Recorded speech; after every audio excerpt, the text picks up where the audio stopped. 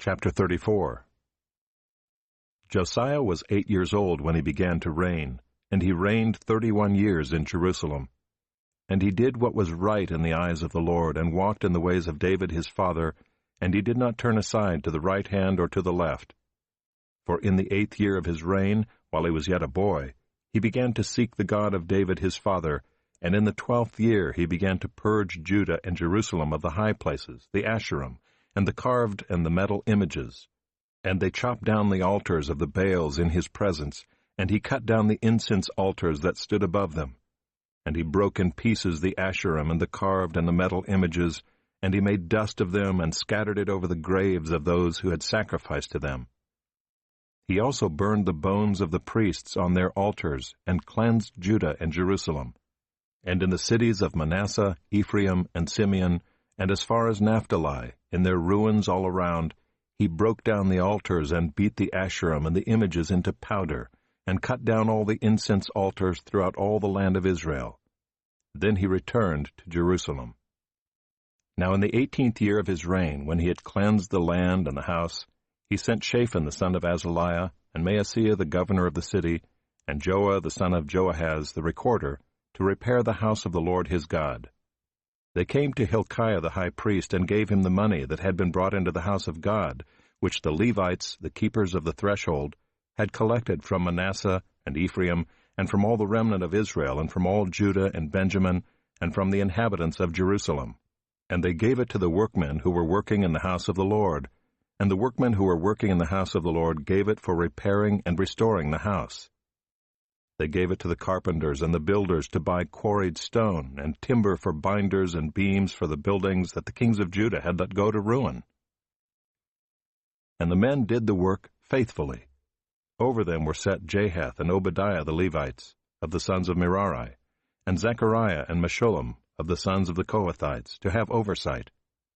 The Levites, all who were skillful with instruments of music, were over the burden-bearers, and directed all who did work in every kind of service, and some of the Levites were scribes and officials and gatekeepers.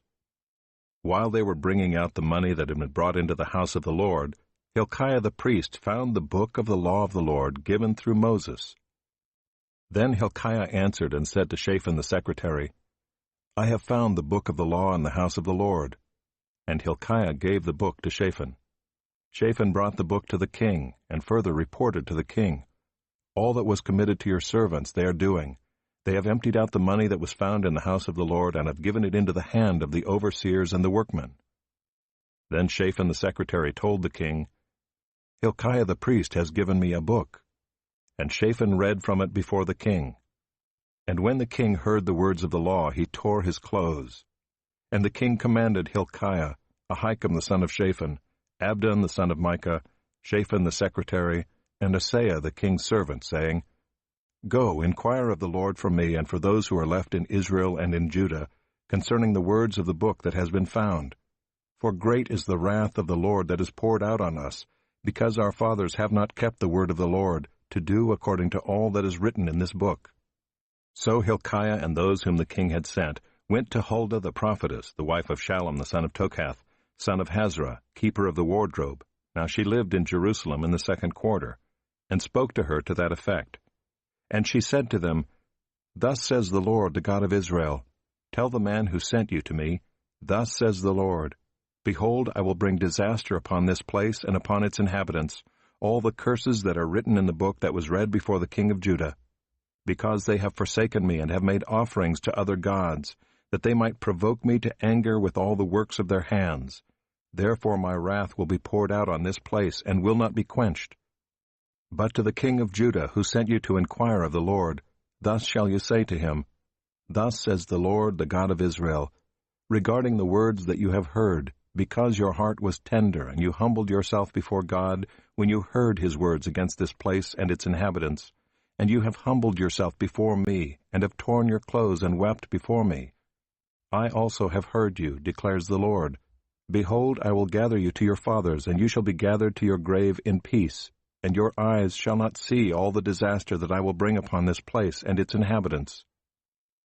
And they brought back word to the king.